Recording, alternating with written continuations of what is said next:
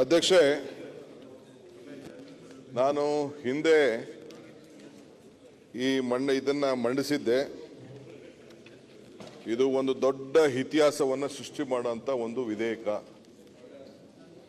1938ರಲ್ಲಿ ಬೆಂಗಳೂರಿನ ಆವತ್ತಿನ ಕಾಲದಲ್ಲಿ ಮಾನ್ಯ ಶ್ರೀ ಕೆಂಪೇಗೌಡರು ಈ ಒಂದು ನಗರವನ್ನು ಸ್ಥಾಪನೆ ಮಾಡಿ ಇಡೀ ವಿಶ್ವ ಈ ಬೆಂಗಳೂರು ನಗರವನ್ನು ನೋಡ್ತಾ ಇದೆ.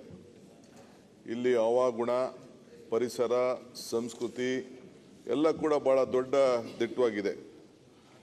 ಹಿಂದೆ ಅನೇಕ ಪರಿಸ್ಥಿತಿ ಬಂದ ಮೇಲೆ ಜನಸಂಖ್ಯೆ ಆಧಾರದ ಮೇಲೆ ನಾವು ಬೆಳೆಸ್ಕೊಂಡು ಬಂದಿದ್ದೇವೆ. ಮುನ್ಸಿಪಾಲಿಟಿ ಕೂಡ ಆಗಿತ್ತು. ಈ ದೇಶದ ಪ್ರಧಾನಮಂತ್ರಿಗಳಾದಂಥ ಜವಾಹರ್ಲಾಲ್ ನೆಹರು ಅವರು ಕೂಡ ಅಲಹಾಬಾದ್ ಮುನ್ಸಿಪಾಲಿಟಿಯ ಅಧ್ಯಕ್ಷರಾಗಿ ಕೆಲಸ ಮಾಡಿದ್ರು.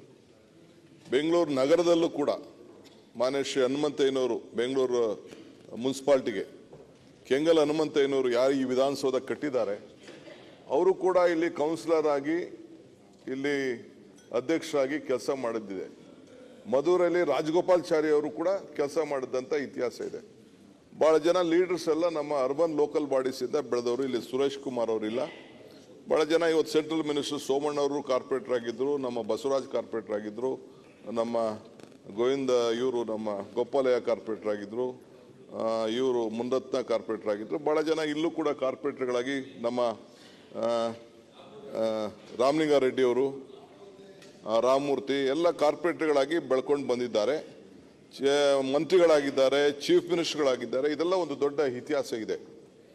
ಇವತ್ತು ನಾವು ಇದಕ್ಕೊಂದು ಹೊಸ ರೂಪ ಕೊಡಬೇಕು ಅಂತಿದೆ. ನಾನು ಎಸ್.ಎಂ. ಕೃಷ್ಣ ಅವರ ಅವಧಿಯಲ್ಲಿ ಅರ್ಬನ್ ಡೆವಲಪ್ಮೆಂಟ್ ಮಿನಿಸ್ಟರ್ ಆಗಿದೆ. ಆಗ ಯಲಹಂಕ ನಮ್ಮ ಹೆಬ್ಬಾಳ್ ಬಾರ್ಡ್ರಿಂದ ಹಿಡಿದು ಈ ಕಡೆ ರಾಜರಾಜೇಶ್ವರಿ ಎಲ್ಲ ಅದೆಲ್ಲ ಹೆಬ್ಬಾಳ್ ಆದಮೇಲೆ ಅದೆಲ್ಲ ನನ್ನ ಅರ್ಬನ್ ಡೆವಲಪ್ಮೆಂಟ್ಗೆ ಸೇರ್ತಿತ್ತು. ಈಗೇನು ನಮ್ಮ ಇವರು ಇದ್ದಾರೆ, ಮಂತ್ರಿ ಇದ್ದಾರೆ, ನಮ್ಮ ಸುರೇಶ್ ಅವರು, ಆ ಇಲಾಖೆ ನನಗಿತ್ತು. ಬಟ್ ಆ ವ್ಯಾಪ್ತಿ ಸ್ವಲ್ಪ ಜಾಸ್ತಿ ಇತ್ತು. ಇದು ಭಾಳ ಪವಿತ್ರವಾದಂಥ ಬಿಲ್ಲು. ನನಗೆ ಈ ಸಂದರ್ಭದಲ್ಲಿ ನಾನು ತಕ್ಷಣ ಇದನ್ನು ಮಂಡಿಸಿದಾಗ ನಮ್ಮ ವಿರೋಧ ಪಕ್ಷದ ನಾಯಕರು, ಅನೇಕ ಸ್ನೇಹಿತರು